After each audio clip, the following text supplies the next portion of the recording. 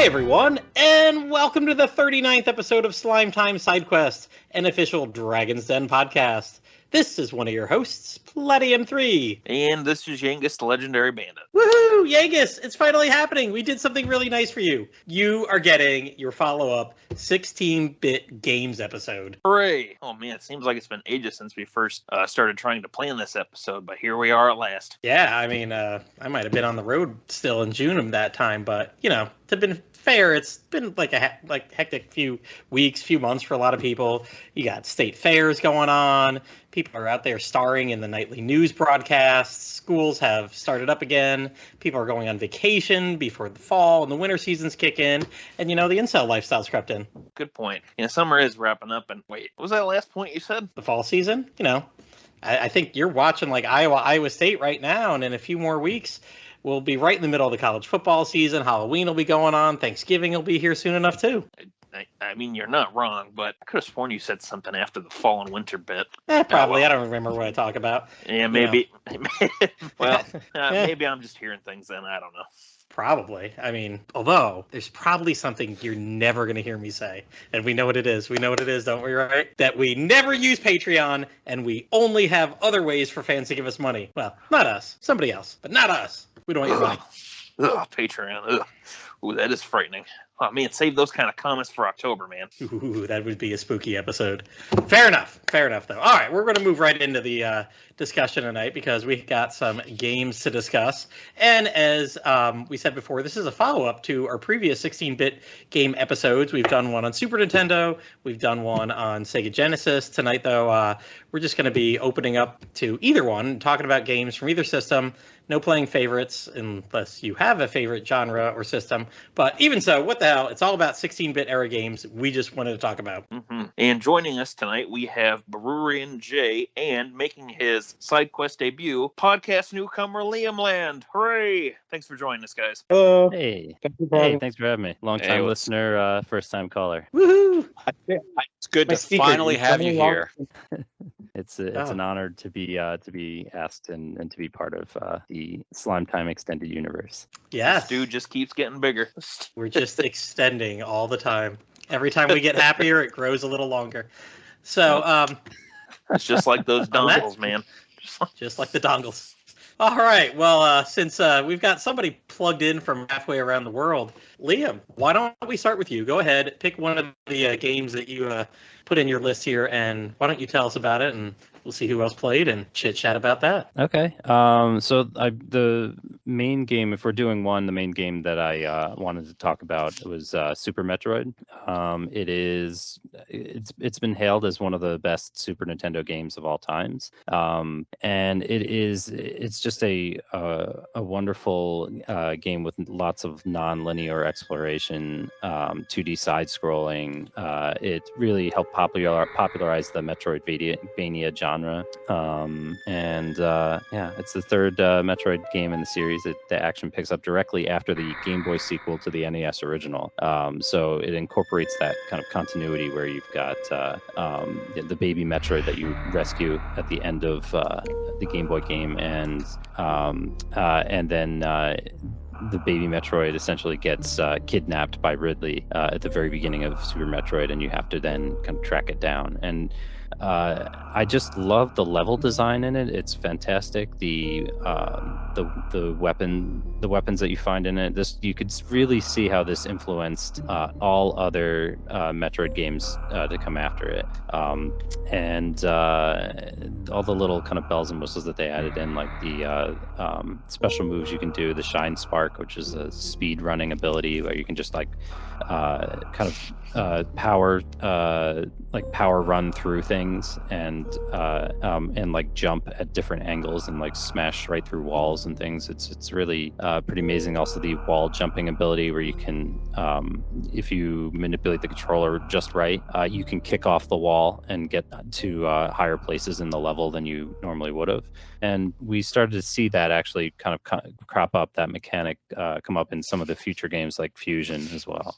So you could really see how, if you play this game and then play some of the other games, you can really see how influential it was. And the ending as well, I'm not going to spoil it for anyone who actually hasn't played it yet, but I just played it with my son, who is 5, and actually I played it with him when he was 4, and like just the other day he was talking about how he remembered it. It really stuck with him, the emotional twist at the end of the game, that leading up to the final boss, and then and how you defeat the final boss in the game.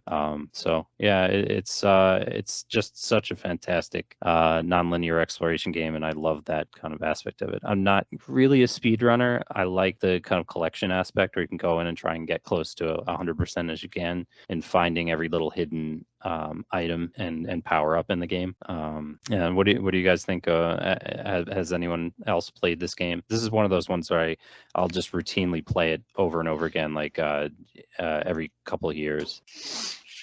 Yeah, I played it a bunch as well. I really love the Metroid games. So speaking of the Shine Spark, I did like that, that ability does make its appearance in Metroid Dread as well. Yes, I can't wait to play that one. I'm currently I'm about like 4 Metroids away from beating the Samus Returns remake of the Game Boy sequel. Nice. So once I'm done with that, I wanted to play through that first because I understand that a lot of that has an influence. That particular game, Samus Returns, has influenced Metroid Dread in a lot of ways. So I'm going to I want to just fully experience that one first. Yeah, it was done by the same studio. The remake of that Metroid 2 and Dread were, at least. Yeah, I think Samus Returns is kind of very similar to Super Metroid in terms of like the non-linear exploration style, but they added just a ton of just background animation to really flesh out. Oh, yeah. Are you going to say that's the same thing about Dread? No, I was going to agree with you on what they did for Metroid 2, is they gave it a lot more atmosphere that the original game couldn't have, being on the Game Boy. Yeah. I mean, the remake is almost like a completely new game with all the stuff that they added to it. But yeah, definitely the backgrounds like that. That's kind of I remember before Other M came out, I was wishing for something for the Wii that had more high definition backgrounds for or better graphic backgrounds anyway, not really HD, but more fleshed out world building kind of backgrounds than the original could create. Whereas in some of the earlier Metroids, you might just see a black background indicating you're in a large cave. In the newer games, you're going to see that fleshed out. So that playing Samus Returns and probably eventually Dread is going to make me want a Super Metroid remake with like all of that. Would be like a perfect game. That would be fantastic. Oh boy, I could see if they remade that one, that fans would be like really scrutinizing everything. Like, you didn't do this right. I'm sure we all know how the hardcore Nintendo fans are. So. I mean, I'm a longtime Metroid fan. I would love it, even if they did it in the style of that Spanish dev that they got. I think Mercury Stream is their name. Yeah. But is that they did the Metroid Dread, they did Metroid Dread, and they did the remake for Samus Returns. Yep. Oh, okay, all right. For a second, I thought you were talking about there's like a fan group that did a 2D Metroid Prime, which was really pretty interesting to play through as well, because it took everything from the 3D world and just kind of flattened it out into a 2D scope. So well, that's interesting. I've played Super Metroid. Actually, I just beat the game for the first time. I don't remember if it was. I honestly don't remember if it was last year or 2020 that I beat it for the first time. But I had played it years ago on my cousin's Super Nintendo when I was at his house once when I was a little kid. I was not good at the game, but the opening really stuck with me, and I got a good ways to it. I think I was just about to get to Kraid, if I remember right, when I had played it, because my time with it was pretty limited back then. But I remembered, especially the opening, just how dark that was, and how it cuts over to the cries of the baby Metroid. It shows those scientists laying on the floor dead. It was kind of like, ooh, this is like, is this the right game? And Super Metroid popped up on the screen. But I had very little experience. Like, with the era of Nintendo that I grew up on, with the Nintendo 64, there wasn't any Metroid games out at the time. Like, my first introduction to Samus was via Smash Bros. 64. So I had really like little to no experience with Metroid at that point. And it wasn't until probably when I was like 8 or 9 then that I finally played a Metroid game with Super Metroid, and I liked it, but I wasn't very good at it. But it's always one of those games that even though I didn't get a a chance to play it much, it always kind of stuck with me. So what was it? It was like I said, it was either 2020 or 2021 that I decided to finally sit down and play through the game fully on my Switch with the Super Nintendo app that they have, and I really enjoyed playing through the whole game. And I was surprised that there were a few things that I wasn't a big fan of, just because I thought their controls for them were kind of wonky, like the wall jumping. That was weird getting used to that, but otherwise, I really enjoyed playing through the game, and it really was impressive to me just how much atmosphere there was to it as well. Like, I think it's one of the better looking Super Nintendo games as well, because they were really able to do a lot with the resources they would have had at the time, with the sound design, the atmosphere, and I gotta say too, the final boss and some of the final moments in the game, like especially like what you encounter right before you get to the final boss as well. That was kind of like that was really cool. And I gotta say too, like the one thing that always stuck out to me about this game, especially when I was younger, was just how creepy some of the monsters were. And when even at like what is like my mid-20s, seeing the final boss Mother Brain and what she ends up becoming in that final fight, and just the damn noises she makes, it's like, oh man, that's really creepy. Like I could see a little kid getting to that and like just being like scared out of their minds. Yeah. When you get the final beam weapon and you're zapping her in the head and she's like screaming. Oh yeah. Even when she like rises up from the ground and that disgusting like robotic fleshy body she had, it's like, really this whole game's just got like some fantastic atmosphere to it, which it was one of those times where it was like, okay, I can definitely see why some of the Metroid fans love this series as much as they do, because there were some really cool moments and in very subtle ways with how the game was able to kind of convey the story for it. Like, what is it? You go back to the planet. I don't remember the name of it, unfortunately, but you go to the planet, everything's real quiet. Then you go and collect your first major power up as you've descended into the planet. All of a sudden, a security camera eyeball turns on. It's watching you until you get out of the room. Then you start going back the way you came, and all of a sudden, pirates start showing up, and the music changes. So it's little things like that was like, oh, that's really cool. Yeah, it's pretty cool too, because I think this is the first time you actually get to see the space pirates. In the other games, they're just written in, and you have Mother Brain as the lead of the. Yeah, they're just kind of implied to be there, because you have Ridley, who was supposed to be the leader of them, and then you had a few others maybe just some references. But you're right, I think this was one of the first times where we actually got to see the aliens that were soldiers, part of it, not just were the wildlife. Yeah. But I really enjoyed this one a lot. I thought it was really cool. I'm hoping to replay it at some point. I'm not going to really worry about ever speedrunning it or anything, because I just don't really have a desire to. But I would like to see if I can get all the items, because when I played it the first time and all the way through, I actually got a good chunk of them. I got I think it was 91% of them. So just from kind of exploring around and trying different stuff, it's oh, that's pretty cool. Not bad. Nice. That's pretty good. Yeah. This is one of those games too that has the multiple endings depending on how fast you you beat the game. I think the faster you do it, then Samus is in a bikini or something like that. Or am I thinking of the first one? But it's something like that where she'll either take her helmet off or take the entire suit off. It doesn't go pornographic or anything. So, but anyway, but we were talking earlier about how gross it can be, and that definitely there's a couple of memories that kind of spark from that. And Crocomire is one of the bosses who's. Once you beat him, he just the flesh just melts off of him, and as he's falling out of this pool of acid or falling into it. It does. It's super graphic. It's oh my gosh. And the funny thing is, I think this game back then was rated kids to adults, which was basically the E for everyone. Right. That was a gross on a level of Orgodemir from Dragon Quest VII. Where just everything's melting off him. Yeah, because him that I did not know about that when I played the game too and got to him. I was just oh my god, it's super graphic. I'm surprised that they let that in, but it was Are cool. They trying to make you feel guilty for beating him? Well, then I love it too. You get that fake out with him bursting through the wall with his skeletal form. It's oh crap, he's back. Yeah, right, and then it just collapses. Yep. I'm not gonna lie, that fake out got me. I'm oh shit. Yeah, they have a couple of good ones like that. Samus Returns does that too, where you're fighting. I forget the name of the boss, but it's this giant robot type thing. Oh, it's a digger or something like that, or some sort of digging robot. And they do the fake out where it comes alive again after you beat it, and Samus just without looking, just puts her arm cannon to the side and just blasts it once, and it falls down dead. It's fantastic. I love that moment. I laughed like crazy when I saw that. But I love That's that pretty type funny. of that they should do more of those type of fake outs. Those are pretty awesome. So yeah, I mean, I didn't really delve into like any of the history behind the game or anything. I just kind of wanted to talk about why I like it, and it really is one of those games, one of those SNES titles that I will replay like every 1 to 2 years.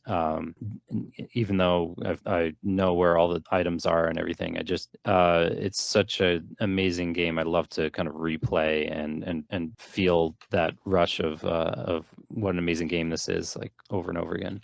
Mm-hmm. All right. Well, I bet we have someone with another game that they might like to replay over and over again. I'm sure they've played this more than once. But Bururian, you want to talk about some Heroes of the Half Shell? Absolutely. So for me, I chose specifically the Super Nintendo version of Turtles in Time. So like I think this game came out in like the very early 90s, like 91 or 92 or something like that. It was a conversion of the Turtles in Time arcade machine, which we were kind of talking about before we even started recording. But this is one of those games that I don't know what it is about. I mean, you know, everybody loved the Turtles growing up if you were a kid in the 80s. And with this being a home console version of the arcade game that, you know, I couldn't go down to the skating rink and play at, you know, my own personal whim. I had a friend who lived a couple houses down that had a copy of this game, so we'd always be over there playing it. And it's not a long game. You can beat it in like 25-30 minutes if you're not terrible at the game. It's a very, very, very short game. But it's also a very storied game because I think it's been re-released a bunch of times since it came out on the Super Nintendo. Because I remember back in 2009, Ubisoft did a remake of it called Reshelled. It was like a full 3D remake of the game, though I think it's been long since delisted. So even if you wanted to play that version, you couldn't. But yeah, this one, you just, you know, it's only 2 players, unfortunately, because, you know, the Super Nintendo was a 2-player console. I guess they just didn't feel like coding in 4 players if you got a multi-tap for the console. So it was just you and a friend, and you just chose one of the turtles.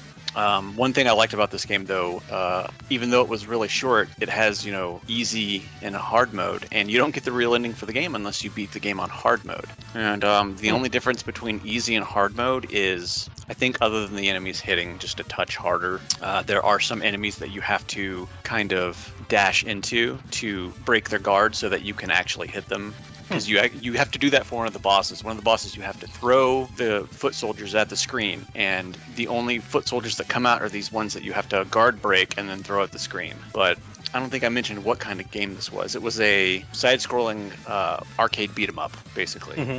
So, and the music is some of the best music I think I have heard on the Super Nintendo. Like, barring out, you know, other RPG games on the Super Nintendo, this is probably one of the better non-RPG games on the system, I would have to say.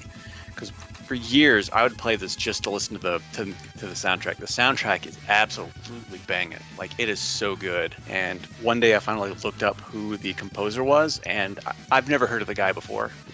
I thought it was just some one-off dude. But this guy has been working at Konami since, like, the late 80s. And he has worked on nearly every single Bemani Konami game, which is their music line. So, you know, you've got Guitar Freaks, Drum Mania, Poppin' Music, Beat Mania. He's put his hands into all of those. So this guy knows how to compose music. And because of that, this has just a absolutely bonkers soundtrack, and it is so good.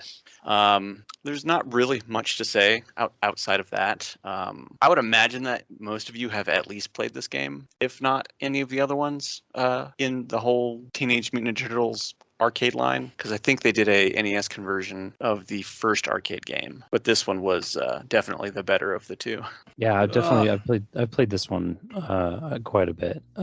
Both the arcade and the the NES and Super Nintendo version. It's actually available on the Cowabunga collection, I believe. Yeah. I played through it with a friend last night. So nice.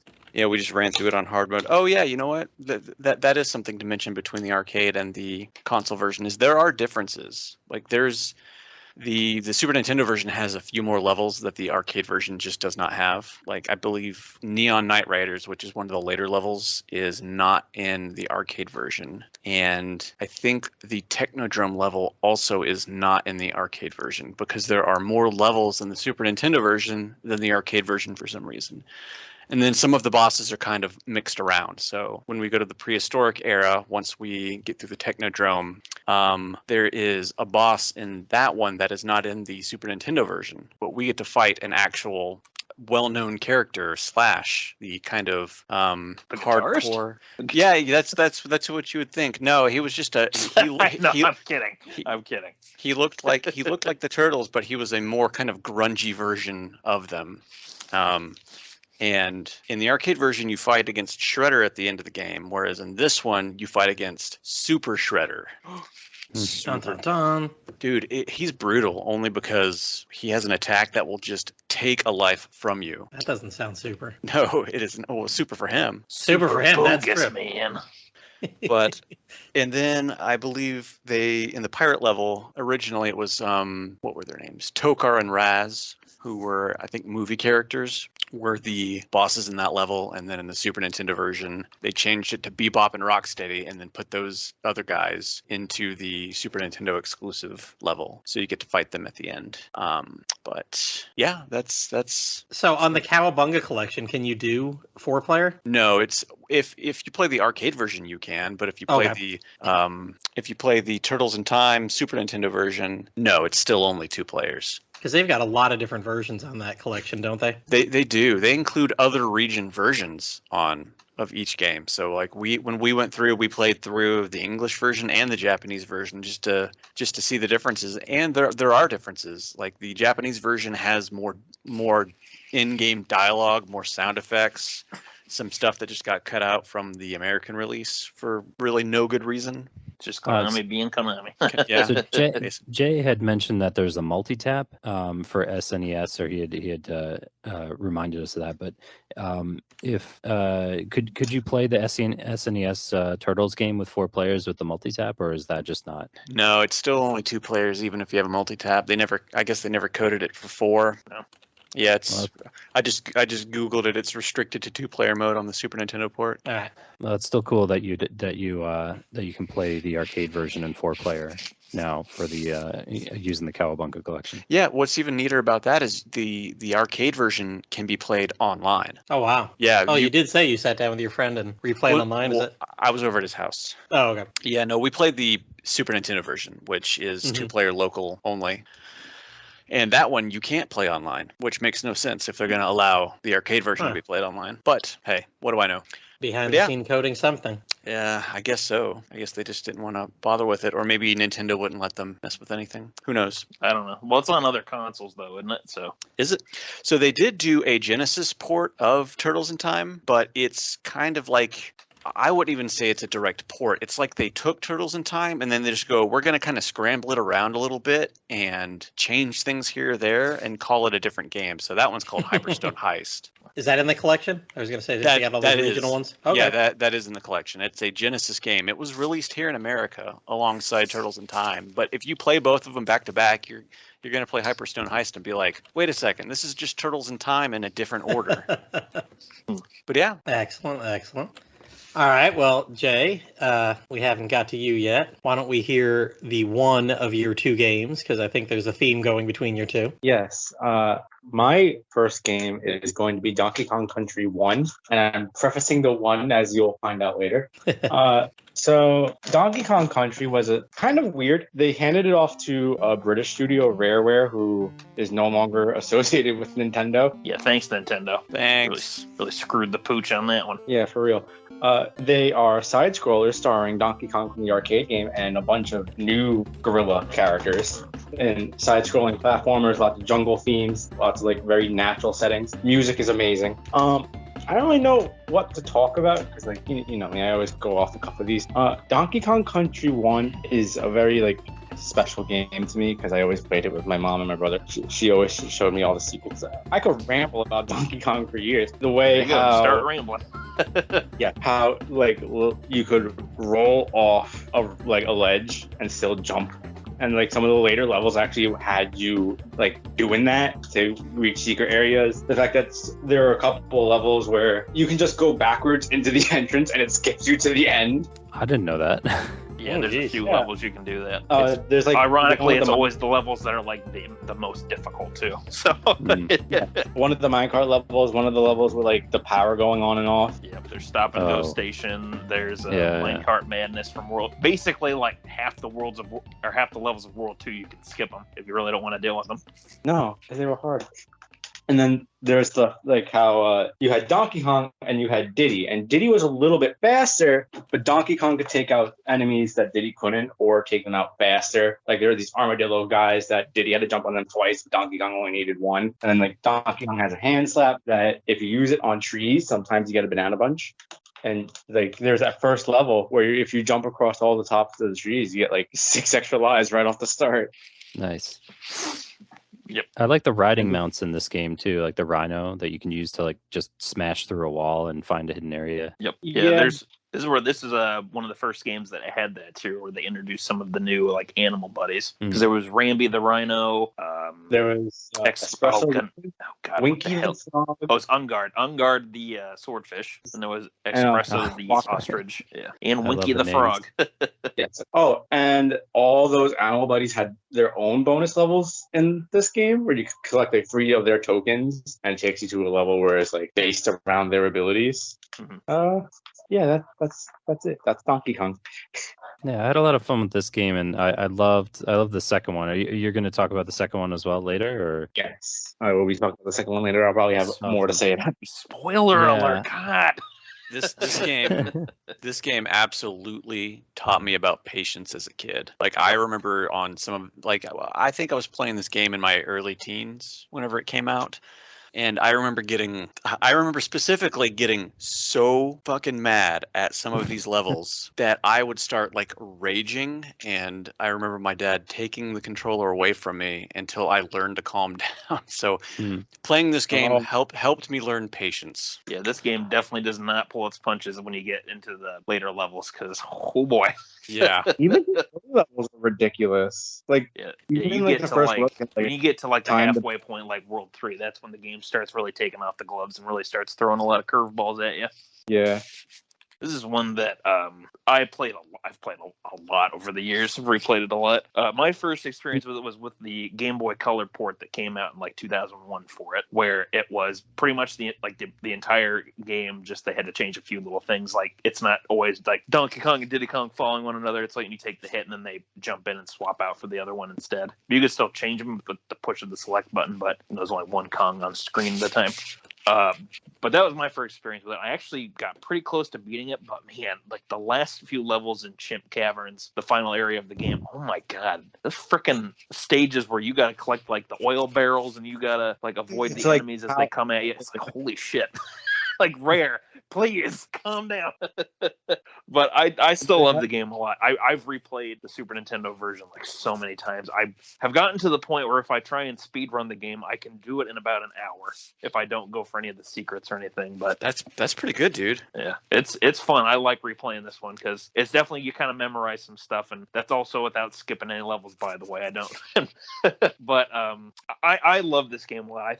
I do think that Donkey Kong Country 2 really improved on what they were going for, but I really enjoy the first one a lot as well. It has some really cool music by David Wise, the legend himself. And I really enjoy that a lot of this did become sort of a revival for Donkey Kong as well, because before that it was mostly just the arcade games he was in, so this kind of gave some new life to the character and kind of helped flesh things out for future releases. And as we've seen in the last like decade or so, they've continued to bring him back in, even with some new Donkey Kong Country games, with like Donkey Kong Country Returns on the Wii and Donkey Kong Country Tropical Freeze, both on the Wii U and the Switch. Which that one is one I would definitely recommend too if you're looking to play a Donkey Kong Country game, like a newer one, because Tropical Freeze is really good. Don't forget about the wonderfully 3D animated Donkey Kong TV show. You know what? Sounds like we should forget about that. You know what? Credit where it's due. Like there are some good parts of that show, but boy, it's not good. Can we talk about the Kong family lineage as well? Like Cranky Kong. So he's the old man in the game. So he's supposed to be the He's original the- original he's- arcade Donkey Kong, right? Yep. Yeah, he's supposed to be Yeah. the original Donkey Kong, and Donkey Kong Jr., his son from the time, is supposed to be the current Donkey Kong now. Oh, okay. Yeah. 'cause Which I was gets wondering- really confusing then, because and I've actually was just playing this earlier, and the thought popped in my head. If you play some of the games that came out after that, like Mario Tennis 64, Donkey Kong Jr. is an unlockable character, and he's there with his older self, but he's for some reason treated like their father and son. So it's supposed to be Cranky Kong and the new Donkey Kong? Or... Yeah. I got thinking about it too much. I'm like, you know what? Never mind. Don't worry about it. It's just a video game. Don't think about it. Yeah, don't think too hard. Yeah, because Cranky Kong will make comments throughout Donkey Kong 1 about it. Yep. Yeah, and that's actually too why the game starts off with the little cutscene it does, because it shows Cranky Kong standing on like the classic girders from the original Donkey Kong arcade game. He's playing the little construction site. Yep, yeah, it's like he's standing on those old school like platforms and stuff. He's playing the arcade theme on that little phonograph he has. That's when Donkey Kong bursts in and jumps on him, knocks him off. It's like, no way, man, this is my game now. Pulls out the boombox, starts dancing. Was this the first game to feature Donkey Kong with a tie? Yes, it was. I like that. It's very, very distinguished professional look for him. Mm-hmm. I classed it up. They did. And you know what? It is such a simple addition, but really it does kind of suit him, because in like nearly all of his appearances, he has that boat or his tie somehow, or they give him the big DK on like his outfits in like some of the sports game instead. It's all about the big DK, man. Yep. Big dongle. Not going to say the last part. All right. Well, Yangus, you're finishing up talking about that. Do you want to go straight into your game that you wanted to talk about, 16-bit wise? Sure. It was actually the game that kind of inspired me to say, like, hey, we should do another episode for 16-bit games. And one that I just completed a few weeks ago. And that is Phantasy Star IV for the Sega Genesis. So this is the fourth game released from the Phantasy Star series, but chronologically, it's the third game series. It takes place about 1,000 years after Phantasy Star II. The game actually does allude to that several times as well.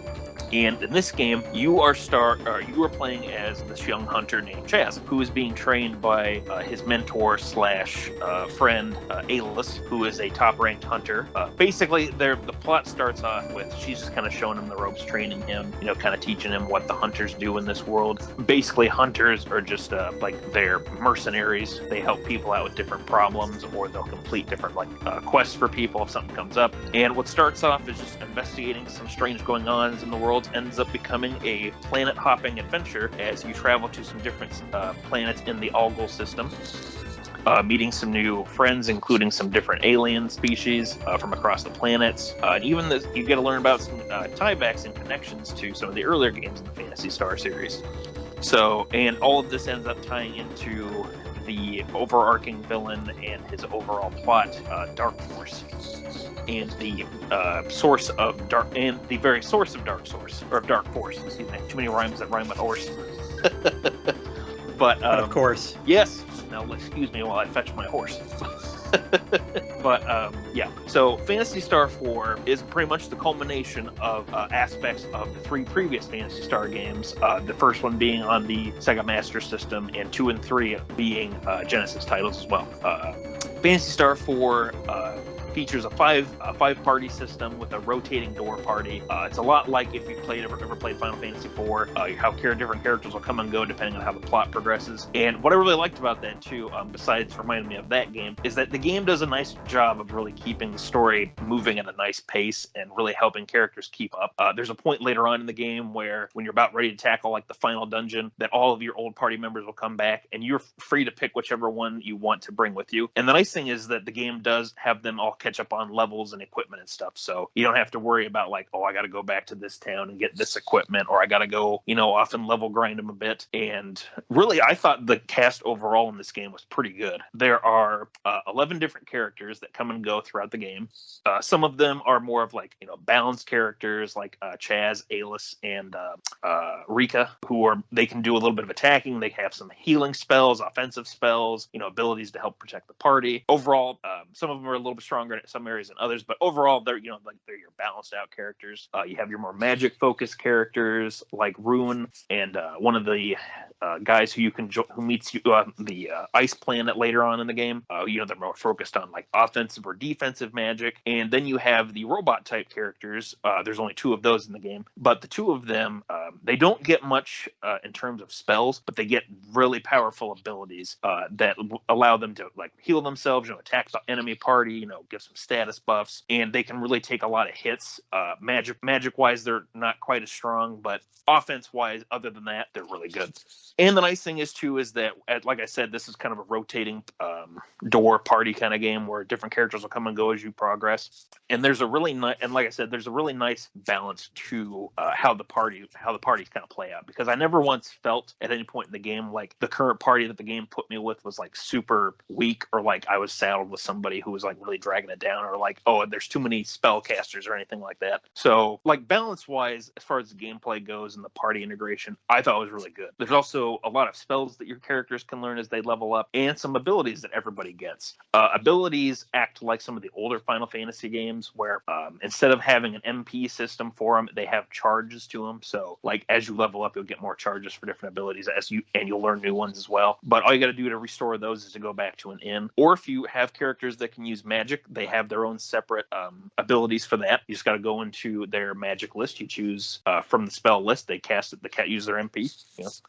Pretty simple and standard. Like if you've played other RPGs, you'll be able to pick up on some of the basic gameplay features of Phantasy Star IV. But I really thought that did work out in its favor though, because it was easy enough to understand and get right into it. Like even when I first played the game and like took quite a bit of a break from it for a while. Story-wise too, does a really good job keeping the pace, keeping everything pretty brisk. It's got this really cool way of doing the story as well, where they have all these panels like a comic book or like a manga that will come up and show the characters like reacting, or they'll have different expressions. It'll show some different scenes a little more detailed than like what they show with the in-game sprites themselves.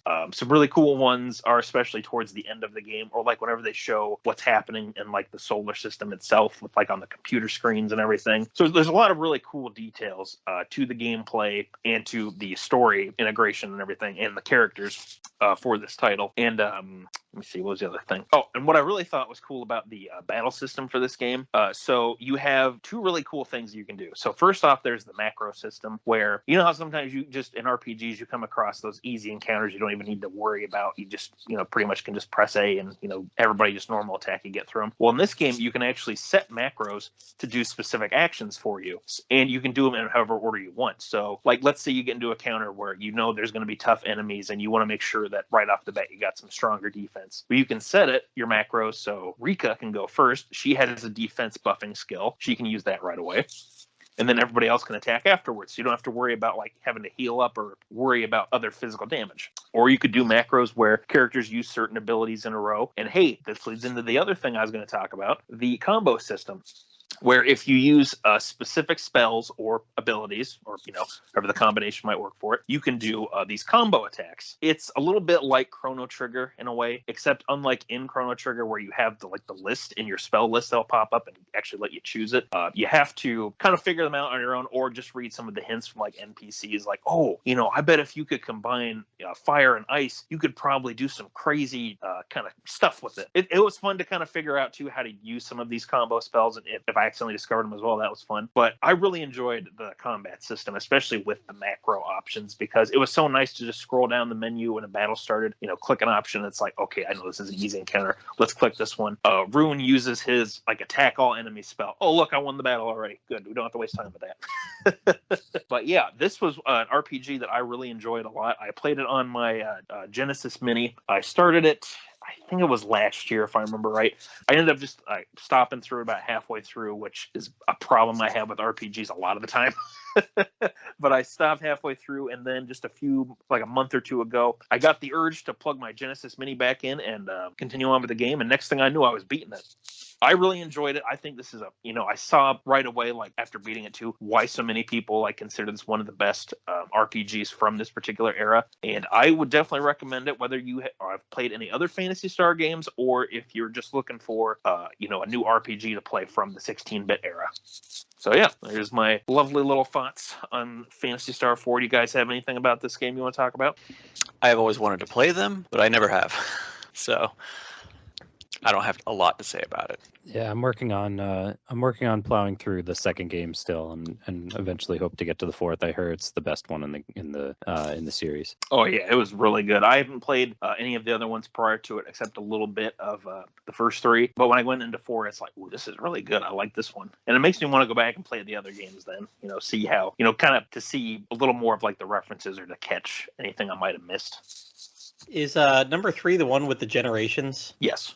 Okay. Yep. So I played 1. I think I played 2 because they were both out on. I think 1 and 2 came out together on a GBA cart. Yeah, 1, 2, and 3 were on the Game Boy Advance together. Okay. Yep. So all 3 of them were on that cart. Yeah, I had that cart. I believe I beat 1 and 2, and I know I made it to maybe the beginning of the 3rd generation, or at least I know I did 2 generational jumps. I might have restarted. I can't recall, but I think I played them all like back to back one summer, and was just fantasied out. Yeah, 3 is the one that I definitely hear has the most like mixed opinions on it. But after watching a little review / like a retrospective thing on it a few weeks ago, back when I was making my way through 4, I was like, man, 3, it unfortunately does sound like it has a few issues to it. But from the way it was described and talked about, it did seem like it would be worth playing just to see, especially with the generational system, because I was really impressed, like all the different things that could happen with the generations. Because listening to the guy talk about it and kind of showing off some of the stuff, I was pretty impressed that they did all that for this 16-bit Sega Genesis game. I thought that was pretty cool. So they definitely had the ambition. Just think maybe there's just a few execution things they weren't quite able to handle, probably just because of maybe software limitations or time constraints. You never know. But yeah, Phantasy Star 4 is definitely one that I would recommend, especially if you enjoy Super Nintendo RPGs and other 16-bit era RPGs too. Very easy to get into, and only thing I'd recommend is if you do play it is look up the list for the spells, because spell names are a little confusing. Once you figure kind of out how they work, it's kind of like the Dragon Quest thing where you realize like, oh, this is supposed to be part of the frizz line, or this is part of the crack line. Take that crack line out of context, it sounded real bad. I was going to say, we all love a good line of crack. Yeah. But that was definitely one of the more confusing things, unfortunately. But once you kind of realize like, oh, it works like a Dragon Quest, where like you get to the next one, it's called like Gisar, or it's called like Fuzzar. It's like, okay, so it kind of works like that. You got to suffix it. Yep. Yeah. Power. Yeah. Once you kind of realize how they're doing that too, it's like, oh, okay, all right. Because that's my first thought was like, oh, it's like Dragon Quest. Okay, all right, good. Easy enough to understand then. But yeah, that's all I got on Phantasy Star 4. All right, well, that takes us to me, and I've got a game that does not rival your Phantasy Star 4 in terms of Super Nintendo RPGs, but I had been looking up Super Nintendo RPGs over the summer. I haven't played and beaten one in 16 years, so 16-bit RPGs have just been gone for me since like early 2000s. But I think I'll talk about it a little bit later, kind of run through a couple games I didn't choose for this, but ended up, I think it was just last weekend, finding a game called Magic Knight Rayearth. Saw that it was an under 10-hour game. I'm like, oh, I can probably do this. So got some information on it. I feel like I'm going to be Pendy here, giving you all the 411 on the information about the game before talking about what I did with it. But this was a Super Famicom game in Japan from '95. It was based on the anime Magic Knight Rayearth. It's about these 14-year-old girls that were, I don't know, on a field trip or something at the Tokyo Tower and magically got pulled into this land by a princess, and land of knights and dragons and all this stuff. The land's in the process of being overthrown by a big bad guy, and they are told that, hey, you're the Magic Knights, and we know you want to go back home, but hey, to go back home, you need to do this, you need to do that, you need to do that. So you might as well just kill this bad guy while you're at it. It's easy. Then you'll be able to go back home. And it's I was looking up all this information on it, and I found it was interesting because this was translated way back in the day. This was, fan translation was 99. It was translated by a group called LNF Translations, an RPGE. I found that it was claimed to be only the second Super Nintendo RPG ever fan translated after Final Fantasy V, and only the 6th Japanese RPG ever to receive an English fan translation. What was funny is the group was led by this, I'm assuming, lady named Lena Chan, who started hacking ROMs of Lufia 2 because she wanted to rename her characters, and she wanted to call the Sinistrals in that game hentai fans. You know, lovely. What? Yes, she just wanted her and her, BFFs to beat up some hentai fans. So, it was... Yep, so that got her into ROM hacking, and after she did this game, actually, it's a pretty short game, her group got into helping out Dejap translations, released the Seiken Densetsu 3 translation. And Dejap, didn't they work on Dragon Quest 6, if I'm not mistaken, before they broke up? It's one of them. That name does sound familiar. Yep. They were either one of the two groups that were doing Dragon Quest V, but I want to say they're the group that did like the 90% version of Dragon Quest 6. Never quite finished it. So little Dragon Quest tie in here. But actually, I didn't play this fan translation. Just because I was on ROM hacking last weekend reviewing something else, I happened to see like, oh, hey, new translation for this game. And as of August of 2022, there's a new translation group called M-Team, and they made a version that I played that is called Easy Mode. Now, it's kind of easy mode. It doubles the experience and gold from all the battles that you fight, but at the same time, it halves the encounter rate. So if you just walk through and play the game normally, you're not over leveled or anything because you're only having half as many battles, but you're getting double the experience. So no big deal. But holy shit, let me tell you, the encounter rate was still quite high. And I'm like, holy crap, this is 50% encounter rate? Like, this game must be ridiculous in its original form. And kind of looking around, I was like, oh, one of the former hosts of the podcast RPG Backtrack that I now co-host reviewed it and gave it a good old 1.5 out of 5. And I mean, I kind of usually like the games that he likes. And I was like, damn, a 1.5. But I can kind of see why. This is really a generic, if you would say, hey, what's a JRPG like from the SNES era?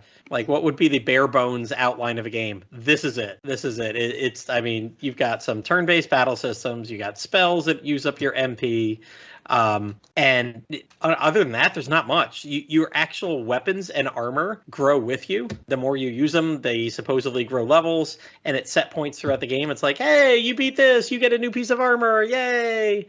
And your sprite changes by like 3 pixels, or you get a new weapon, and it just happens to happen, which kind of ticked me off because I thought there was a neat little bow animation with the green magic knight at the beginning of the game, and then after like 2 hours, it was like, you're all magic knights growing up now, so here's new swords for all 3 of you. And then from then on, they all just played with the same sword. It was like, well, that was generic. At least you had something a little unique about you.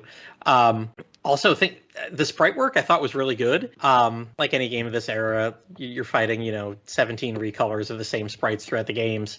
But they had like really detailed ones. They had the Naga ladies that have the snake tails, and like they had like really big boobs on them. I mean, it was the size of their head. I was like, right. Wow, that's yep. I'm like, I guess we're doing this.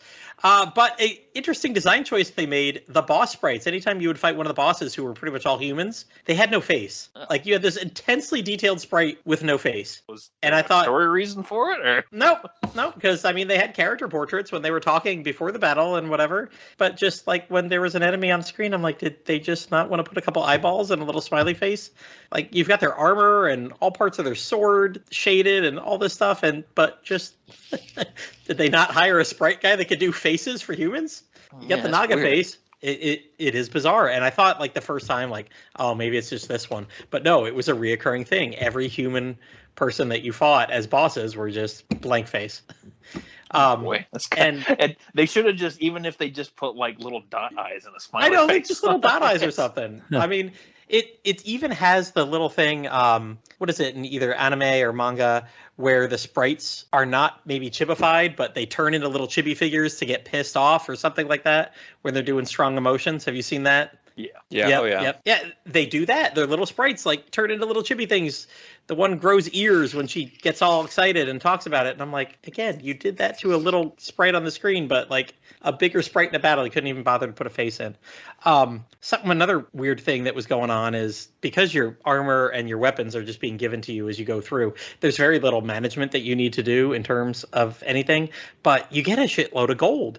And I read the review of the original translation, and sure enough, the gold, you got a lot of gold in that version too. So midway through the game, I've got like 50,000 gold. And even like the strongest MP restoring potions are like, maybe 100, 200 gold.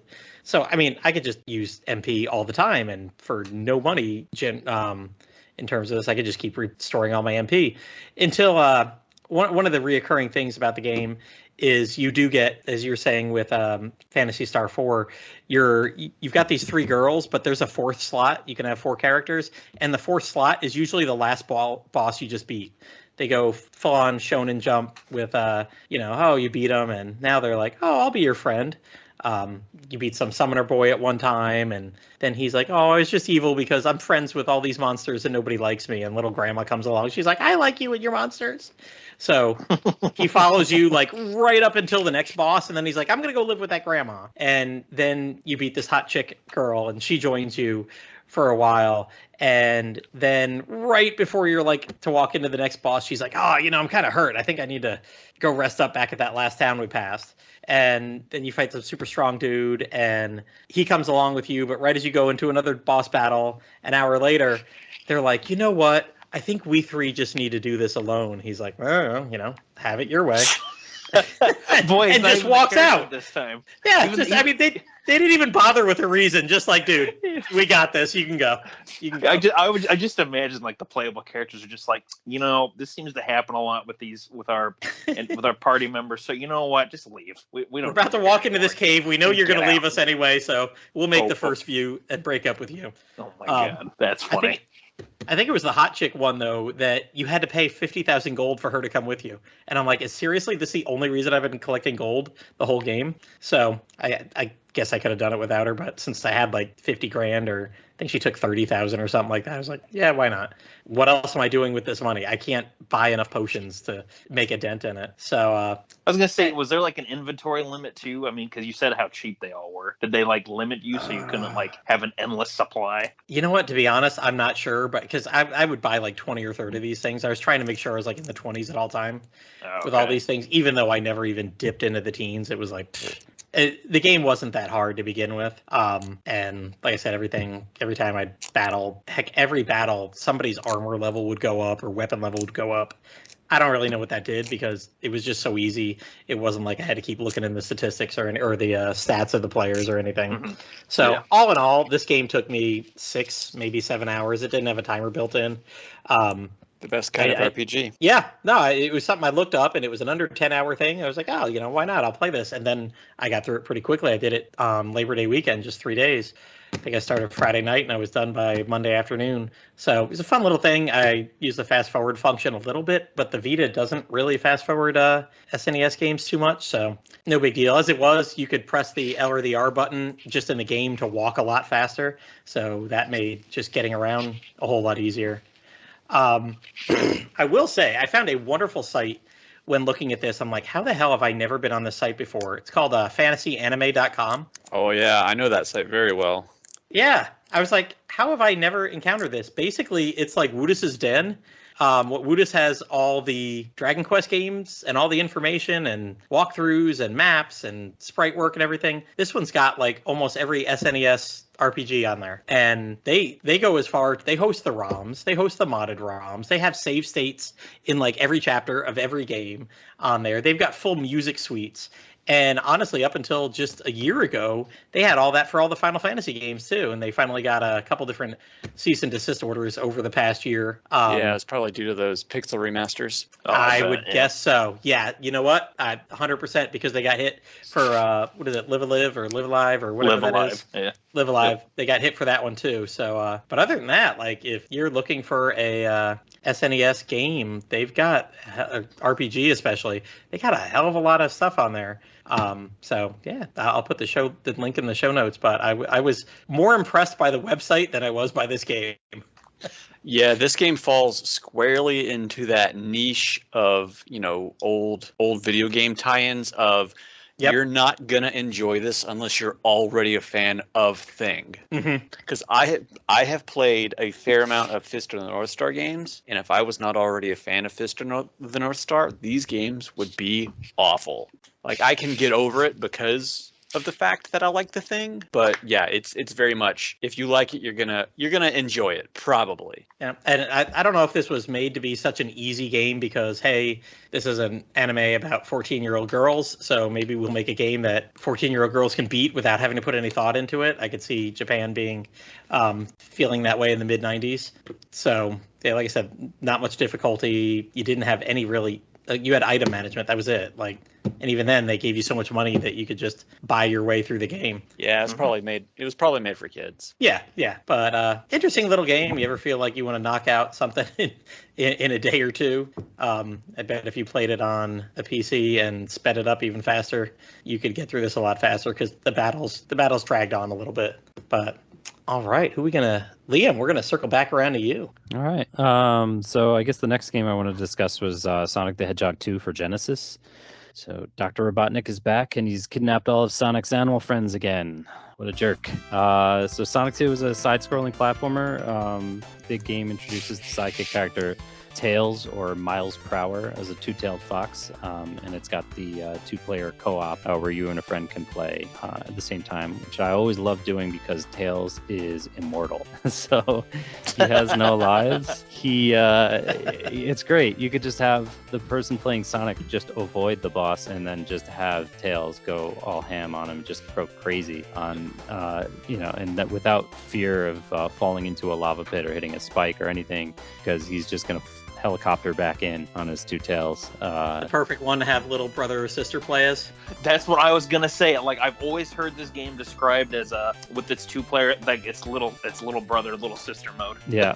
The one thing I will say about it though is the special stages are pretty brutal after maybe the second or third one. So once you get a KS Emerald every time you beat a special stage, and I think if you get all, what are there, 6 of them or something like that, you get in this one there's 7 of them. Oh, there's 7. You can basically turn into Super Saiyan Sonic, and you're yellow and you're fat. It's kind of like having the red boots, the red boot power up for speed all the time. I only did it once, and I think it was with like a Game Genie code or something on an emulator. Because I just wanted to see what it was like, but the actual special stages, you'd probably need to play with 2 very skilled players to collect all of the rings and really just kind of know which direction the other one is going to go in, because it is really, really difficult to collect. This also had a player versus player mode in split screen, which was a lot of fun, but it was heavily steeped in whoever was memorizing the stages the most. So I would always kind of like dominate to whoever was visiting, because like half the time they didn't have the game. But yeah, it's still a ton of fun. I love how they took the 3-stage model of the original, where you have to play through three of the same type of stages, and they reduced that to 2 and added much more.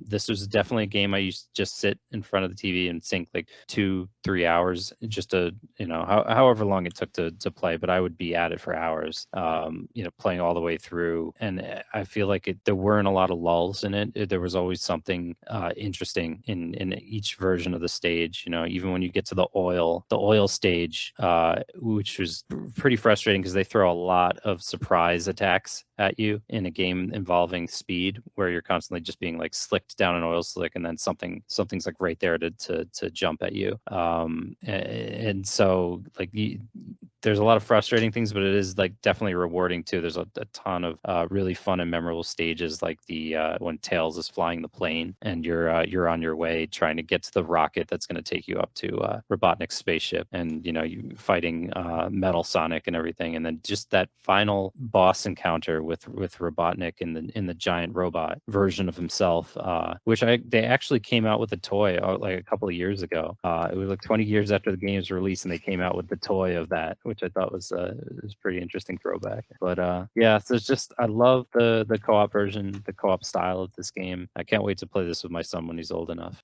Yeah, I like this one a lot too. I've replayed Sonic 2 a few times. I got the Sega Ages version of the game on the Nintendo Switch, which actually includes the Knuckles content that if you would have done like on the Genesis back in the day, you put the Knuckles. What the hell was that called?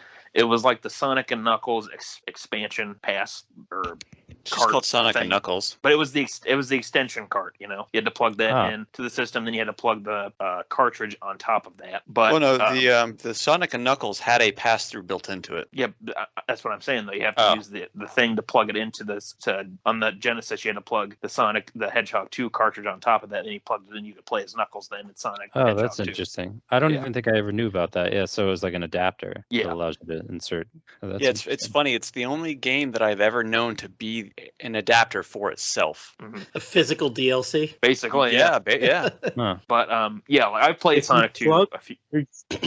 It gives you boost levels. What? You repeat that, Jay? We didn't hear you. If you plug, oh no, hang on. You gotta say it again. Whatever you said. Let me try this again. Can you hear me now? If you plug any like a non-Sonic Genesis game into Sonic and Knuckles, it gives you a random blue sphere level. That's it. That's my 2 cents on that. All right. Well, there we go. Sonic Guess 1 you got does your that as Genesis well. laying around. Just try out some different things and see what happens. That's cool. But yeah, I was just gonna say I've just replayed this one a few times, and it's always fun going back to it and try and see if I can find any different paths and levels that I missed before. Yeah. Has anyone ever gotten all 7 Chaos Emeralds in the special stages by I know I'm obsessed with special stages, but just in 1-player mode? Because even in yeah, I've done that. You've gotten that, really? Yeah. Oh yeah. Wow. Because I used to play this a ton as a kid, so yeah, I got good enough to do it. Now I just put the cheat code in just to have it from the start. Yeah, because Tails he'll jump like a split second after Sonic, but if you're not really, really precise, you're gonna get hit by one of those the black spike balls. That's why you just go into the options and just turn Tails off. Oh, see, I kind of like having him because if you know about the delay, you can use him to your advantage then to pick up some other rings that you might miss or to get out of the way of upcoming bombs. My problem with that though is that he more often than not just gets hit and then loses his rings, and now I'm under and the stage ends. So, but yeah, I feel like that special stages, again, to harp on special stages, I feel like that was a major. I'm not talking about the game itself. I'm just talking about the special stages.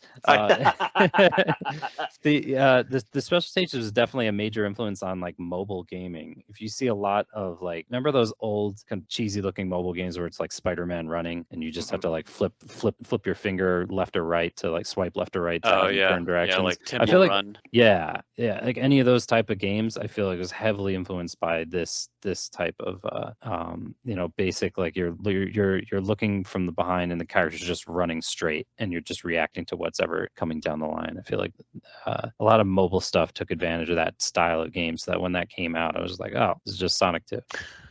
It's true. Well, that's what it feels like anyways. But enough about special stages. All right. Well, if we're done with the special stages of Sonic, it's time to head back to another country we visited once, and now a country we're going to visit twice. So we'll get back to Jay and Donkey Kong Country, but number 2 this time. You want to go number 2, Jay? I think he had to step away for a bit. Yeah, he special stages. More special stages. So did you ever play Sonic and Knuckles, Liam? I didn't actually. I stopped at 2. I think I peaked my Sonic my love for Sonic games. I liked it too. That's the probably for the stages. best, actually. I like the special stages in Sonic and Knuckles. They were pretty neat because each checkpoint had 2 different types that you could play depending on, I think it was the way you jumped into the little ring that would form around if you had 50 coins, and one of them would be a kind of you would gravitate in a ball form to these other balls that were sitting on the stage, and you'd kind of rotate around them, and you would use the gravity of it to slingshot yourself upwards, and you were trying to beat your way out of the top of the level with this beam of light just kind of following you, and if it hit you, you would just get ejected from the special stage. So you could get special special shields, more rings, I think even lives doing that. And then the other one, I think, was just a kind of pinball-esque kind of thing to where you tried to get 100 rings before you got ejected from the stage. I'll tell you special stages that I hate. I hate the ones in Sonic 1. Oh my god. Those are the most disorienting special stages I've ever played in like a video game. They really are, but you know what? I loved them. I love them too, yeah. The physics on them make no sense. Yeah, they're confusing as all hell. But I they're got doable. all 6 of the emeralds in that game, but oh my god, man, no. Never again. I actually keep my Genesis out just so I can pop one of those games in and play it every once in a while. Sonic 1 is a little harder to, well, at least in my opinion, it's a little harder to go back to replay that one because it's weird. Like every other world, it's like the faster moving stages, and then every even numbered world, it's more of like the slow down maze you got to walk through and take your time with it. And I mean, there's some Sonic games like later on, like even Sonic 2 has a few parts like that, but I never really felt like the momentum was really stopping too awful much, or if it did have parts that slowed down, we had to just kind of work your way back and forth through the level, depending on how the path went. The Mystic Cave, I think the Mystic Caves is what they were called in Sonic 2. That was kind of the slow, methodical, pull the levers, open up the doorways to get your way to the end. That was probably one of the slowest levels in the entire game, probably followed by Oil Ocean. Yeah. Well, Oil Ocean was fast, but you had to go slow or you were going to get hit. Yeah.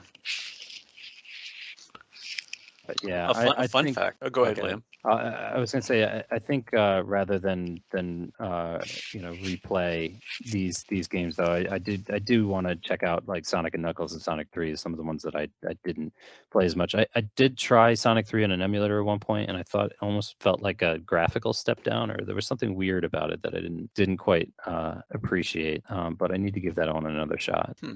Yeah, it's worth it. Yeah, you need to play the Knuckles and Knuckles and Knuckles and Knuckles mod. And Knuckles. Where everything is just Knuckles. Knuckles fighting Knuckles. It is. It really is. It's just they replaced, like, if you do the Knuckles and Knuckles mod, or whatever it's called now, it replaces Sonic and Tails with 2 Knuckles, and then they have to fight the third Knuckles. And then there's Knuckles flying around in the egg machine that Robotnik is usually in. Hey, while he can fly around and climb on walls and stuff, if you do the Sonic and Knuckles Sonic 2 playthrough with Knuckles, he actually can't jump as high as Sonic, and it messes up some spots in the game because the apex of his jump is lower than Sonic's. Because I noticed that happened a couple of times with some stuff in like Metropolis Zone where I would try to jump with Knuckles and I wouldn't quite make something because he can't jump quite as high. Does that ever like keep you from being able to finish something? No, you can finish everything. It's just kind of one of those weird little things, just overlooked. Yeah, because like with Knuckles in Sonic 2, he can still do his climbing, he can still do his floating. Like he still has all of his other tools. It's just like Bururian is right though. His jumping is just a little lower of an arc than Sonic's is. But why don't we talk about some Donkey Kong? Yes. Now our friend is back. I was making some number 2 joke earlier and didn't realize you had disappeared. But Jay, we're back to Donkey Kong Country. Yeah, it's Donkey Kong Country number 2. The greatest number 2. So this is a game that I've probably played maybe 100 times. It's one of my favorite Super Nintendo games. I've gotten my speed run down to about an hour and a half. Any percent? Yeah, which like 100% or any percent, Jay? Any percent. Going for 100% of that game is ridiculous. I've done it a couple of times, but it's very long. And like this is one of those games that you still find new stuff every time you play it. Like on the first 2 worlds, every level has a hidden warp somewhere that just finishes it. A hidden warp? So it follows a lot of immediately after Donkey Kong 1. Donkey Kong is the first game and is replaced by Diddy's girlfriend Dixie Kong, who she can't jump as high, but she can like hover by spinning her ponytail like a helicopter. Yeah, I love that aspect of it. That's one of my. I like this game better than the first one. And a lot of it has to do with Dixie's like helicopter ability and just like getting the mobility that it adds to it, like allowing her to get to certain areas that Diddy can't get to. Because like you can like have the Kongs throw each other to higher ledges and they'll like pull each other up. So it's like you could like skip like some major chunks of level that way, or like there's some secrets that you need to like weave them in and out of obstacles. and have them pull each other like through stuff. Weird. Some of the animal buddies have been shuffled around. You still have the rhino and the swordfish, and the parakeet from the first game got like upgraded to a full thing, but now you have, instead of a frog, you have a snake, and they added a spider. The spider can make platforms, so you just like cheese the whole levels of it just by going above the world. Bonus levels now actually mean something, because instead of just giving you extra lives and stuff, it gives you like these tokens to unlock a secret world. Let's see, what else is there to talk about? So there, going back to this, I misremembered that you can do 2-player co-op on the same screen. You can't, but there is a, because I know you could do that in Donkey Kong Country for the Wii, Donkey Kong Country Returns. Yeah. So then I went back to this one. And I was like, oh yeah, let's play the 2-player co-op, and then I was like, oh wait, this doesn't work. So co-op. It's like there's person plays as Diddy, person plays as whoever the other character is. Yeah, you can play back and forth, but you can't play on the same screen. So now there's well, not now, but I mean, someone made a fan hack a while back where you can actually do the co-op, which is pretty cool. It's kind of cool. How does the camera work? Do you know? I don't know. I downloaded it, but I haven't tried it yet. It's one of those. That reminds me. I'll give you another nugget of Donkey Kong Country 2 wisdom that some people might not know. When you start a new game, when it's asking you whether you want to play in single player or not, if you keep pressing down on that menu, it unlocks a sound test. Oh, it unlocks the sound test? Yes. Yeah. So like, Oh, cool. like go to start a new game, and it's like, oh, do you want to play in single player or not? Just keep pressing down. Okay. Cool. Does anybody else have any memories of Donkey Kong Country 2? I do. I've never actually played this game in English. I've had a Japanese card of it forever and ever, and I have only ever played through it in Japanese, which makes it harder because there's actual menus to navigate, like when you go and do the quiz show and stuff like that. So I remember having to look guides up to figure all that stuff out. What's that? Are the levels any different? Do you not know? I've never played the American version of Donkey Kong Country 2. I have only played the Japanese Super Nintendo version. I don't think there's any level differences. I've seen videos that talk about the differences in the Japanese and English releases, and other than a few things needing to be changed just because of cultural reasons, there's never really been any like significant level changes or anything like that. Yeah, and I wouldn't know anyways. All I know is that I know exactly where to go when I need to save the game, because you have to go and talk to somebody to actually save instead of just going to Candy Kong in the first one and just entering the level and jumping in the barrel. Yeah, and this one it's a Wrinkly Kong. Yeah, you just gotta talk to her. Which the hell is that noise? Sounds like an ambulance. It's a bee. Is that from the sound test in the game? It's the bees. They're coming, the singers. But I'll argue that this game has the best track from the Donkey Kong games, and that's Sticker Brush Symphony. Oh my god. Yeah, no, sorry, I disagree with that one hardcore. It always comes back to the music with you, huh, Yangus? Yes, I don't think that track is bad, but I think it's severely overrated. I don't think it's the best track from that game, let alone one of David Wise's best pieces. I don't care what anybody else thinks. I like it. I know you don't care. I'm just saying what I think. You're like Honey Badger. You don't give a shit. Well, what's the name of that song that plays in like the Haunted Forest levels? That one's my favorite. That's the I don't remember the exact name of the song, but I know what one you're talking about. That's a really good one. It's like Chanted Woods or something like that.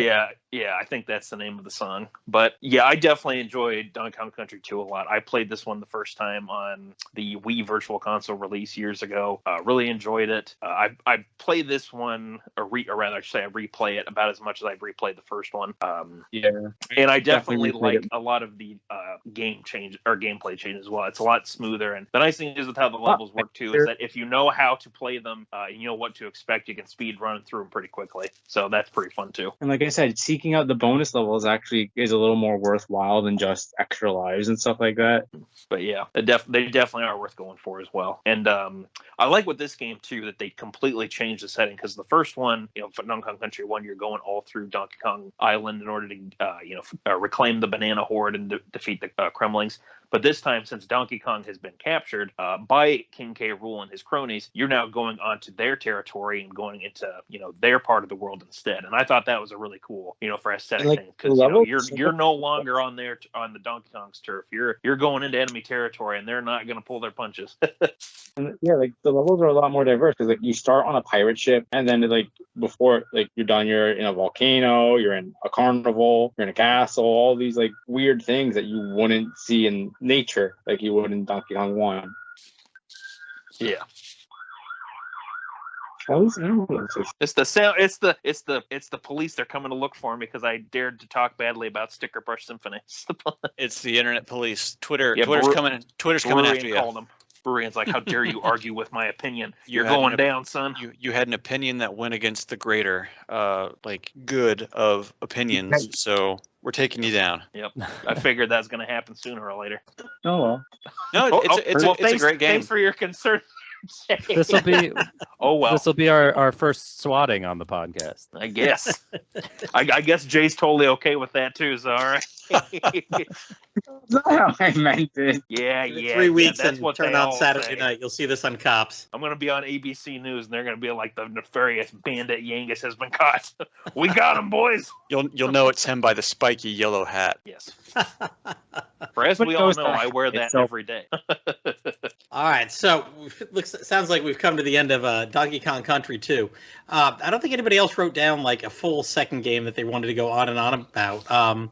Anybody got some like quick hits they want to give some shout outs to, some honorable mentions? You know what? There is a kind of racing / platforming game on the Super Nintendo that I really liked. It's called Hyperzone. I don't think it ever actually came out over here, but it's another one of those that I've had a cartridge of it for a while, and it plays. So if you want to like get a mental image in your head about it, think F-Zero, but it's having a color orgasm on the screen at all times. It is so super colorful and a lot of shit's going on.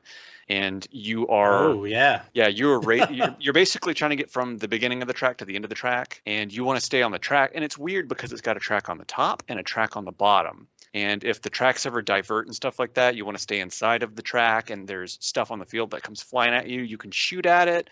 At the end of every level, there's a boss that you fight, stuff like that. In terms of story, I don't know what the hell is going on with this game. It's just a very colorful, satisfying dopamine hit of a game. So Hyperzone, give it a shot. Nice. I guess one that I'll just mention real quick. So this year, when I probably said it before on one of the other episodes this year, this year is the 30th anniversary of Kirby, and I've been playing through some of the games that I have not played, or replaying a few of them that I haven't too. And one of the games that I started off with after beating Forgotten Land earlier this year was Kirby's Dream Land 3 for the Super Nintendo. That one was actually one of the later released games on the system too. It came out like 1997, so it was already like the N64 was already well on its way system wise and release wise. But Kirby's Dream Land 3, gameplay wise, I wasn't really a fan of the game, but musically and aesthetically, I thought the game was amazing. Like, it had this really cool kind of crayon color book style to it, kind of like Yoshi's Island on the Super Nintendo. It has a really good soundtrack, but what Kirby game doesn't have a good soundtrack? You got me there. Yeah, and even though I wasn't a big fan of some of the gameplay elements of it, it just felt a little too slow even slower than some of the other Kirby games. But I still thought it had some good enough qualities to it. So it's not one that I personally want to replay anytime soon, but I definitely would recommend, just checking it out, even just for the music of it. Because HAL Labs definitely is one of those companies too that they really, took full advantage of what the Super Nintendo sound chip was capable of. So, and if you're, you enjoy, you're like me, kind of like just seeing all these games from this Dark Matter trilogy that was in the early days of Kirby, this is one that's worth checking out then, because it has a pretty fun true final boss fight. So there you go. Just like every Kirby game, you think you finished the game, but then there's the true arena. Well, yeah. Well, then this one's case, you have to actually get actual 100% to fight the final boss, like the actual one. Otherwise, the game's like, lol, you won, but there's still something out there. Yeah, that's how they get you. You get the ending for the casual players and the hardcore players like Yangus here. Yep, got 100%. If we want to talk about the hardcore one, we got to talk about Twinkie. He goes even more hardcore than I do. There's also another very good Kirby game on the Super Nintendo, and it's not the one you're thinking of. I'm talking about Kirby's Dream Course. It is mini golf. Yeah, that one's okay. I haven't played too much of that one, honestly, but I remember playing it a bit when I was a kid. It's a friend. It is absolutely nuts. It's on Nintendo Switch Online. I very highly recommend everybody plays it with another person. The 2-player mode in that game is pure chaos, and it's wonderful. Okay, awesome. yeah, I'll definitely have to give that a shot. Yeah. You know, fun fact about that one too. So player 2 in that game is called Kirby instead of Kirby. It's a yellow Kirby. They actually years later referenced that in Kirby's Dream Buffet on the Switch because all the different Kirby colors have different names. The yellow one is called Kirby Yellow. That's pretty It's good. like it's a cut. super deep cut. Yeah. Nice. Is It's it supposed probably to be the like deepest cut. Kibi's name is never said in game. Nope, it's just in the manual. Back then, we read manuals. Back then, games had manuals. Back then, we had manuals, yeah. Yeah, now all Touche. games all nowadays have tutorials that they force you to sit through instead. Yep. I'd like to just give a shout to Seiken Densetsu 3, which is more recently re-released as Trials of Mana in the West. It's the third game in the Mana series. It's the sequel to the more popular Secret of Mana for the SNES. So Seiken Densetsu 3 was fan translated at some point in the late 90s, and it was 100% translated. It's really, if you look at what Secret of Mana was, this just expands on it that much more with 6 possible characters, 3 potential end bosses depending on who you chose or who you chose first in terms of characters. And it's definitely a game that I loved so much that I replayed it 3 times in a row just to get all of those 3 different bosses and just to play every character. Man, don't you love it when you find a game like that? Yeah. This is another one of those ones. I was just actually looking up the Donkey Kong Country 2 co-op ROM hack, and I couldn't find it. Now I'm wondering if I misremembered it. But the Trials of Mana definitely did have a ROM hack to get the co-op mode in. Because more recently I found out that I think they took that out when they were originally developing it. So to get 3-player option, I think there's a ROM hack for that. They also took that out of the remake for PlayStation 4 that came out a number of years ago as well. That's now like 100% 1-player, which is kind of a bummer because it's such an amazing game and is definitely worth playing with other folks. Nice. Yeah, I mentioned that earlier. That was another DJAP translation project, which Jade went back and double checked, and yeah, they did Dragon Quest 6 and Dragon Quest 3 for the SNES. Yeah. Oh wait, no, Dragon I Quest think 5. you said Dragon Quest 5. 5. Yep. Yeah. Oh, I think they did 6 as well, maybe. Or I'm thinking of No Progress. It is the No Progress. No Progress did 6. They were the ones that did 6. But yeah, but not quite. Yeah, mostly. You get 90% through, and it's an A-, good enough. Yeah. Oh, I love how they left that in there. They're like, this is the end of the translation in that one town, and then you can keep playing it, and it's fine. Wait, they actually did that? Yeah, it was some kind of weird, like, Oh my God. fourth wall breaking translation comment where one of the NPCs will tell you it's the end of the translation, but you can keep playing. It's like they left that in there and then did more of it, and then forgot to take that out. That's about as bad as like when some of those old fan translations used to just throw in curse words and stuff to be cool and edgy. And it's just like, this is really lame. Why'd you guys do that? Is it really as lame as the official legitimate translations that try to shove in pop culture references for the time, and it just completely blows immersion out of the water? I'm looking at you, Lunar. Designs. Yes. Yep. Hey, I think Dragon Quest 9 did it pretty well. You got Patty and Selma and Metallica, Metallica. Jeez, you know what? I just realized with that Patty and Selma thing, that's supposed to be a Simpsons shout out. Oh my God. Yeah. That's really lame, guys. That's really lame.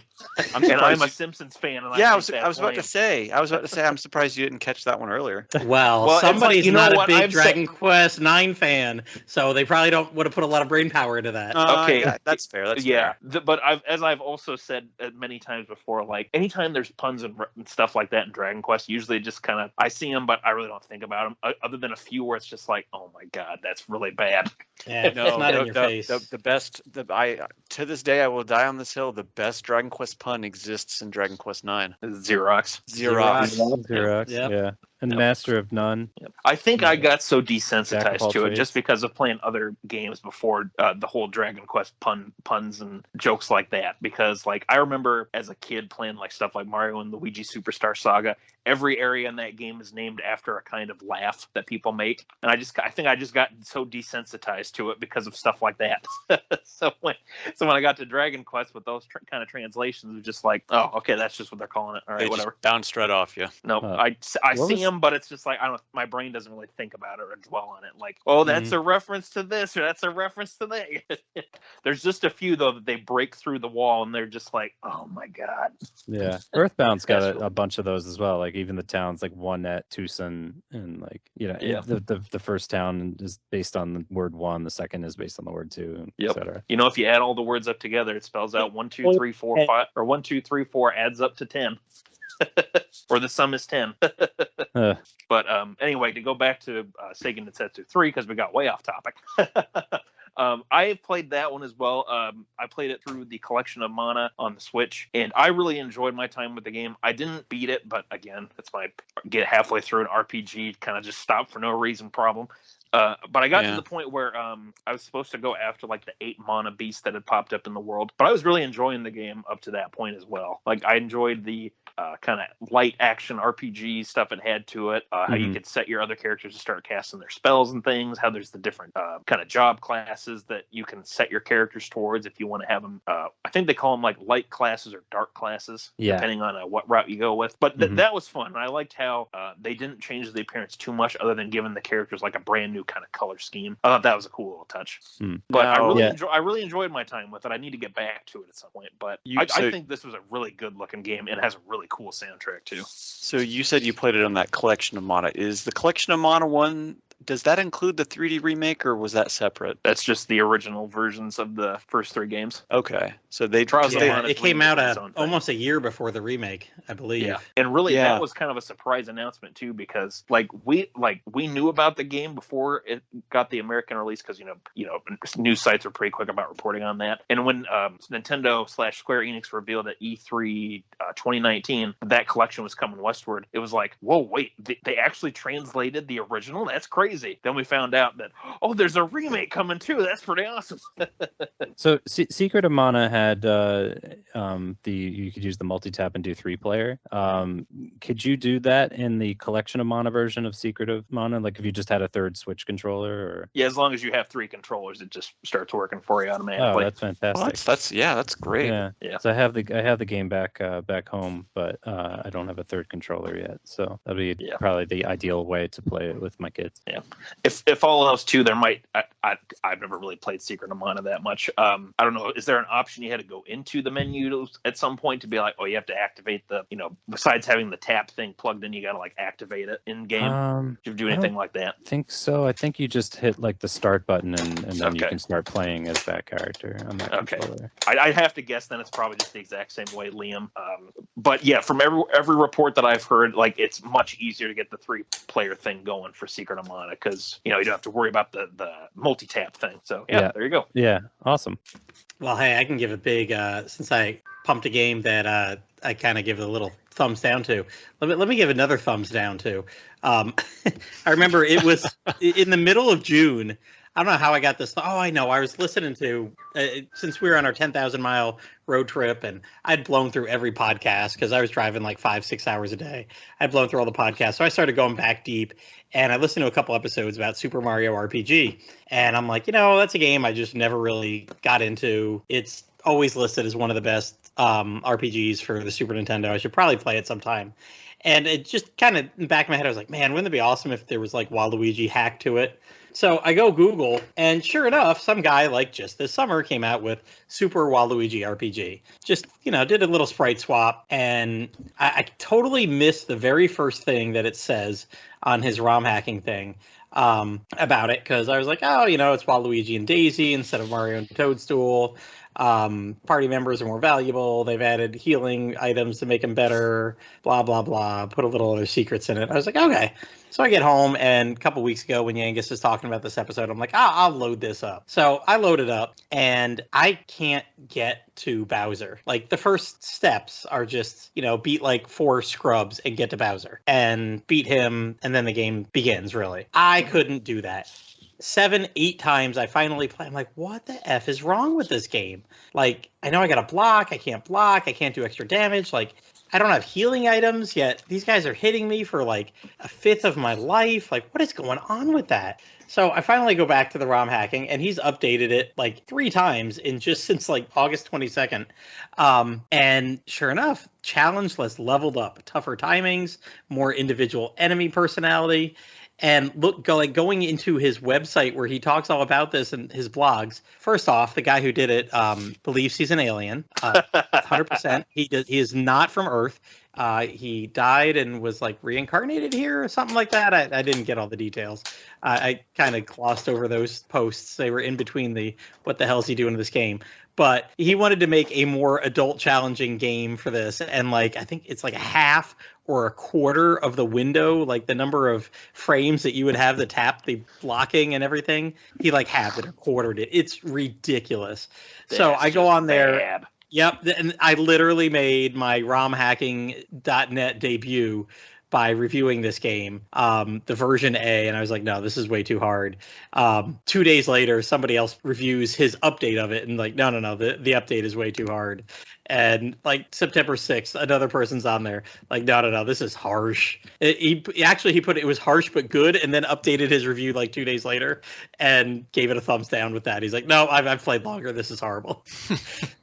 So the guy's like, he's like on his blog, he's like, I am not here to make this game easier. I'm not going to make different stuff. So I was like, oh well. But through this, I was like, I kind of do want to play this game now. There is a Super Luigi RPG version. And in the like 3 days that I've been reviewing a couple things on ROM hacking, that got its newest update. So I will have to give Super Luigi RPG a chance.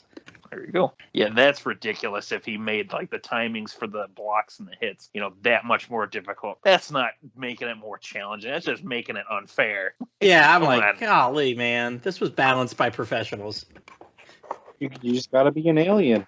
Yeah. You gotta have those 12 fingers to have the right timing for it. I do not have the extra sensory, extra fingers, extra human abilities. You gotta have 2 brains in order to think ahead like that, But any other shout outs here for the 16-bit era?